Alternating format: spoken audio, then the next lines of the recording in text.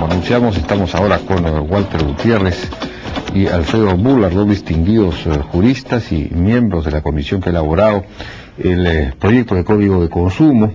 Tienen posiciones, me imagino, distintas en torno a esta discusión que se ha inflamado de alguna manera en los últimos días. Buenas noches, ¿cómo están? ¿Qué tal? Antes de entrar directamente a ese tema, yo quería pedirles muy brevemente su opinión acerca de esa resolución, a esa sentencia del Tribunal Constitucional sobre el arancel del cemento y qué hacer al respecto.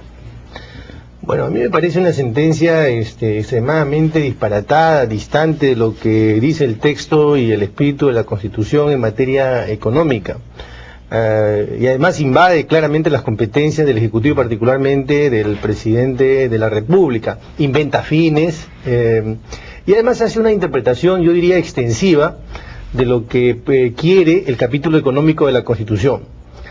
Días después, apenas 3 o 4 días después, el propio tribunal saca otra sentencia, que esta vez se refiere a la ley de la carrera judicial, donde utiliza una metodología totalmente distinta, porque en esta, la del cemento, busca, como digo, fines, propósitos, pero en la otra es abecedaria, es literal, respeta hasta la coma, y dice que donde la Constitución señala ratificación es ratificación y no distingue con evaluación. Justamente declara inconstitucional la ley de la carrera judicial en el extremo de la evaluación cada 3 años. Entonces ahí se ciñe sí rigurosamente, pero en la otra sentencia crea propósitos, fines que están distantes y ajenos al espíritu mismo de la Constitución, que es una Constitución que protege o promueve la iniciativa privada. ¿Qué hacer? Yo diría que hay que citar al presidente del Tribunal Constitucional para que explique al Congreso y a través del Congreso a la ciudadanía cuál es la política jurisdiccional del Tribunal Constitucional, porque en los últimos 2 años han habido sentencias absolutamente contradictorias, el de la píldora al día siguiente, el caso del general Chacón, esta última, la de la ley de la carrera judicial. En fin, necesitamos saber cuál es la política jurisdiccional del Tribunal Constitucional. Esto me parece fundamental. Y el otro tema es cómo llegan al Tribunal Constitucional.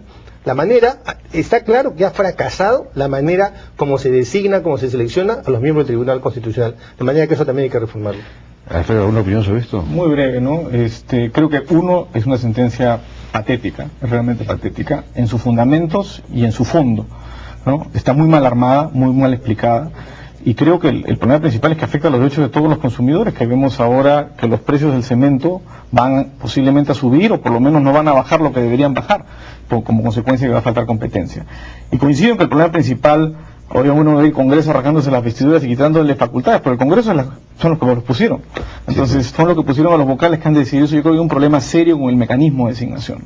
Yo creo que hay un problema que conduce a que el juego político de la designación no nos conduzca a un tribunal técnico. Yo creo que lo que tenemos que tener es un tribunal de gente que entienda la interpretación constitucional, que sea consistente, que busque de alguna manera criterios uniformes a la hora de resolver los casos y que se ajusten a lo que realmente la Constitución dice. ¿Y cómo haríamos para mejorar el sistema? ¿Qué sugerencia? Bueno, yo creo que hay, como está creado el sistema, es un sistema de componenda política. Hay un lobbying en el cual, bueno, yo voto por el tuyo y votas por el mío, y la idea es conseguir un equilibrio político en el tribunal. Yo creo que tiene que crearse un mecanismo mucho más técnico, que el mecanismo de designación tenga una propuesta más técnica. No necesariamente es obligar al Congreso. En Estados Unidos los vocales de la Corte Suprema son elegidos a través del Congreso, pero con un mecanismo muy transparente, muy claro, que evita que un buen vocal sea rechazado. Bueno, vayamos al tema del Código de Consumo, antes de que se nos agote el tiempo, que es un tema importante. Ha habido una revisión del proyecto original y ha habido cambios.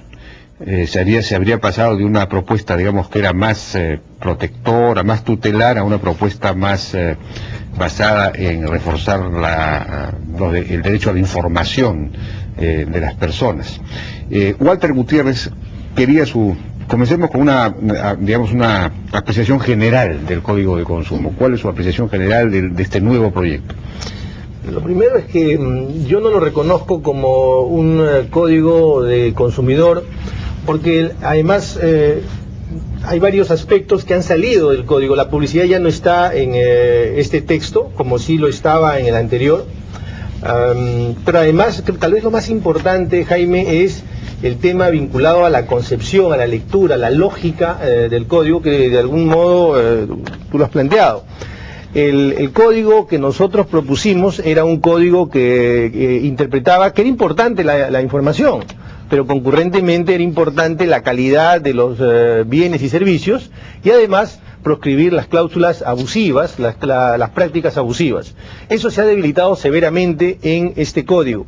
Pero además este código es inconstitucional, o este anteproyecto es anticonstitucional, porque se plantea en el artículo 5 la subsidiariedad del Estado en materia de protección al consumidor.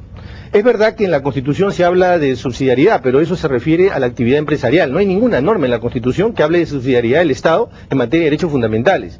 Y por si lo hemos olvidado, la protección a los consumidores son derechos fundamentales. Por lo tanto, el Estado no puede ser subsidiario en ese extremo. Que podemos discutir cuál es el nivel de participación, los matices, eso estamos de acuerdo. Pero que el Estado tenga una posición absolutamente indiferente y casi ausente en materia de protección, eso no puede ser. Porque este proyecto lo que está diciendo es, las relaciones de consumo son un tema entre particulares. Yo no me voy a meter, resuelvan ustedes su problema. Necesitamos consumidores a los que le traslademos información, que ellos se informen, que comparen y que decidan. En los estudios que existen sobre esto, se ha demostrado que por más que se le dé información al consumidor, el consumidor materialmente no le es posible poder digerir toda la información que está en el mercado. Necesitaría días de 48 horas, porque tiene que informarse sobre alimentación, sobre salud, sobre educación, sobre servicios públicos, sobre transporte, etcétera, etcétera. Es imposible. Por eso, concurrentemente a la información, se necesita que los servicios sean idóneos. Cuando uno va al médico, no solamente quiere que le informe respecto de la enfermedad que tiene o la terapia que le va a administrar, también quiere que ese médico actúe idóneamente. Y para eso existe todo este esquema de protección al consumidor. Mi lectura es que este proyecto debilita severamente todos los elementos, la lógica que debe tener un código de protección al consumidor. Pero quiero subrayar finalmente que yo respeto mucho a las personas que han hecho, porque conozco a varios de los profesionales que han participado, me parecen personas muy solventes, pero tenemos lecturas distintas, eso es lo que sucede. Tenemos visiones distintas respecto a lo que es la protección al consumidor. Alfredo, ¿cuál es su posición general, digamos? Creo que hay varios temas. Uno primero vinculado a la lógica. Yo sinceramente no veo tantas diferencias como las que señala el doctor Gutiérrez. Primero porque creo que ambos códigos, ambos proyectos de código, trabajan sobre la base de información y trabajan sobre la base de idoneidad. Si uno ve, hay toda una parte dedicada a idoneidad en el nuevo proyecto, lo había en el anterior. Idoneidad quiere decir que me entreguen a mí lo que se comprometieron a entregarme, que me entreguen lo que un consumidor razonablemente debe esperar, y yo creo que en eso los códigos ninguna de las dos normas tienen ninguna diferencia. Yo creo que ahí hay un problema de perspectiva.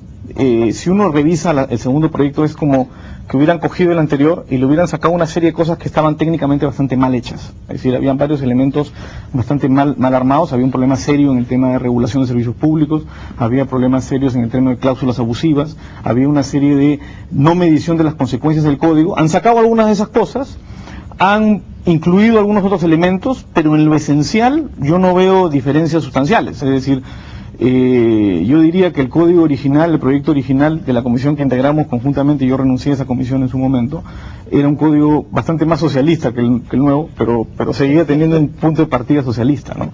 Yo creo que parte de la idea de que los consumidores no se pueden proteger, y esto creo que tiene que ver con la alegación de que esto es inconstitucional. El carácter subsidiario del Estado es una consecuencia natural del modelo económico de la Constitución. Es decir, el modelo económico de la Constitución tiene que ver justo con lo que estábamos hablando hace un momento, con el cemento. El modelo económico de la Constitución es un modelo de economía social de mercado. La subsidiariedad del Estado es la forma como se compatibiliza el modelo constitucional, la subsidiariedad del Estado, que solo opera cuando el mercado no puede operar. Y eso es lo que tiene que hacer un código de consumo. Tiene que conseguir un equilibrio. Yo reconozco que en la Constitución están los derechos de los consumidores, sin duda, pero justamente se logra un equilibrio. El carácter subsidiario del Estado es, el Estado no debe intervenir en aquellas situaciones en que los mecanismos de mercado pueden conseguir que los derechos de los consumidores estén tutelados. Y eso ocurre en la gran mayoría de casos. Hay algunos casos excepcionales en que eso no ocurre, hay casos de asimetría informativa, hay casos de prácticas coercitivas que requieren una intervención del Estado, pero eso no quiere decir que el Estado sustituya el mercado por decisión estatal. Que eso es lo que hace que yo califique la versión original y de alguna manera la versión siguiente como una suerte de sacarle al árbol las bolas socialistas, pero sigue siendo pues